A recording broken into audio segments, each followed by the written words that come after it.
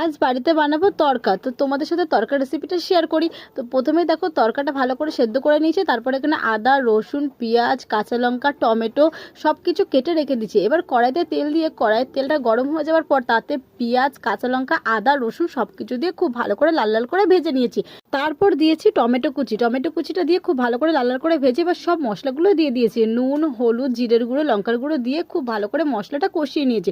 যখন মশলাটা কষানো হয়ে গেছে তার মধ্যে দিয়ে দিয়েছি দুদানা চিনি। এবার চিনি দিয়ে আর একটু ভালো করে নাড়াচাড়া করে যখন এটা পুরো কষানো হয়ে গেছে, তেল ছেড়ে গেছে, তখন তার মধ্যে তড়কাটা ঢেলে দিয়েছি। সেদ্ধ করা তড়কাটা দিয়ে এবার খুব ভালো করে নাড়াচাড়া করে নিয়ে সামান্য পরিমাণে জল দিয়েছি। জল দিয়ে এবার তড়কাটা খুব ভালো করে ফুটিয়ে নিয়েছি। এবার ফুটে যাওয়ার পর তাতে দিয়ে দিয়েছি গরম মশলা আর উপর থেকে ছড়িয়ে দিয়েছি একটু ধনেপাতা। রাতের ডিনারে কিন্তু তড়কা আর রুটি থাকলে একদম পুরো জমে যাবে। এই তড়কার রেসিপিটা তোমরা বাড়িতে অবশ্যই বানিয়ে ট্রাই করো, খেতে যা দারুণ হয়েছিল। ডিম ছাড়া তড়কা এইভাবে বানিয়ে দেখো, অবশ্যই খুব ভালো লাগলো। ভিডিওটা ভালো লাগলে সাবস্ক্রাইব